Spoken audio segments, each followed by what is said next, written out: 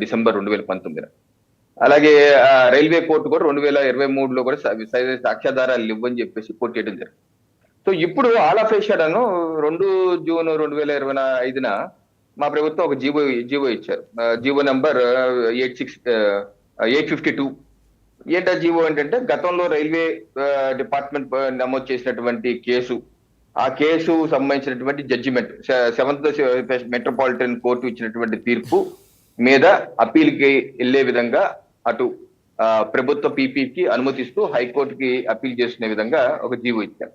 అయితే జీవో వచ్చినప్పుడు ఒక్కటి ఏంటంటే, ఒక సెక్షన్ ఆఫ్ పీపుల్, ఆ కాపు సామాజిక వర్గం కావచ్చు, సమాజంలో ఉన్నటువంటి విద్యావంతులకు వివేకులు వీళ్ళందరూ ఒక ఆలోచన చేసింది ఏంటంటే, వాళ్ళకు ఆలోచన ఎలా ఉందంటే, ఇప్పుడు రైలు తగలబడింది కదా, అది మనకు తెలుసు కదా.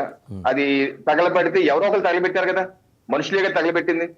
సో ఎవరు చేశారు? ఎందుకంటే పద్మనాభరెడ్డి గారు, ముద్రగడ పద్మనాభరెడ్డి గారు, అంటే ఇప్పుడు రెడ్డి గారు అయ్యారు కానీ అప్పుడు పద్మనాభం గారే. ఆయన రెడ్డి గారు అప్పుడు చెప్పినా ఇప్పుడు చెప్పినా ఏమన్నారు? మాకు సంబంధం లేదు, మేమేం చేయలేదు, ఎవరో బయట వాళ్ళు ఎవరో వచ్చి చేశారు అని చెప్పేసి అప్పుడు ఇప్పుడు చెప్తున్నారు అనే ఆ ఇన్సిడెంట్ లో పాల్గొన్న వాళ్ళందరూ అన్నారు.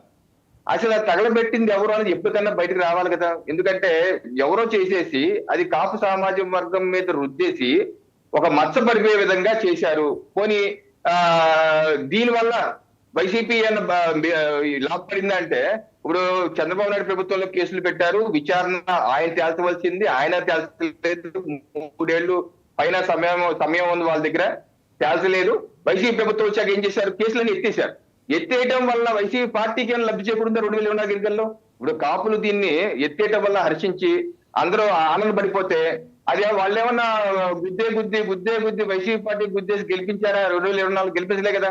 అంటే ఇది వాళ్ళకి రాజకీయంగా ఉపయోగపడుతుంది అనుకున్నారు, వైసీపీ పార్టీ ఉపయోగపడలేదు.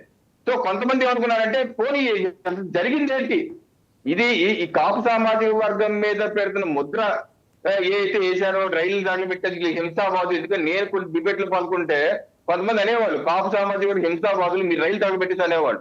సో ఇటువంటి దానికి ఒక పరిష్కారం దొరుకుతుంది, ఎవరు చేశారో బయటపడతారే అని చెప్పేసి కొంతమంది అనుకున్నారు. అయితే ఇంకో సెక్షన్ ఏమనుకున్నారంటే, కాపు సామాజికం మీద కక్ష సాధింపు, తిరగదూడాల్సి వస్తే ఇదే ఉందా, కోనసీమ ఆంధ్రలో ఎందుకు తిరగదూడరు, లేదా బల్లంకొండ సురేష్ మీద ఉంటూ ఇప్పటికీ గుండు ఉంది కదా, తుపాకీ గుండు, అదెందుకు తిరగదూడరు, అన్ని అంటే కాపుల్నే బలిపశువు చేయడానికి ఈ జీవో తీసుకొస్తారా అని ఇంకో వర్గం. ఈ వర్గం యొక్క వాయిస్ ఎక్కువైంది, ప్రభుత్వం కూడా ఆలోచనలో పడింది. అందుకని 3/6/2020 ఇంకో జీవో ఇచ్చి ఉపసంహరించుకుంది. కానీ నేనేమంటానంటే, ఇటువంటి కీలకమైన అంశం మీద ప్రభుత్వం కూడా అన్ని వర్గాలతో మాట్లాడి కనీసం కేబినెట్ లోనే చర్చించి ఒక నిర్ణయం తీసుకుంటే బాగుండేది. అది అడుసు తొక్కనేలా కాలు కరగనేలా. ఇటువంటి అంశాల మీద అందరి అభిప్రాయాలు తీసుకొని తిరగతోడాలా వద్దా, ఇది కాపు సామాజికం మీద మచ్చ తుడిపేయడానికి ఉపయోగపడుతా, లేక మరింత మచ్చ వేయడానికి ఉపయోగపడుతా, ఏ రకంగా ఉంటుందని ఒక అధ్యయనం చేసి 2వ తారీఖు జీవో ఇచ్చుంటే 3వ తారీఖు ఉపసంహరించుకునే అవసరం ఉండేది కాదు. దీని మీద సమగ్ర చర్చ జరుగుంటే బాగుండేది అని చెప్పేసి నా యొక్క అభిప్రాయం అండి. రైట్ అండి. విజయవాడ నుంచి రాము అనే ఒక కాలర్ ఉన్నారు, వారు మాట్లాడగానే మోక ఆనంద్ సాగర్ గారి దగ్గరికి వెళ్ళాం. రాము గారు మాట్లాడండి. నమస్తే సార్. నమస్తే గారు, నమస్కారం అండి. నమస్కారం. ఇప్పుడు తుని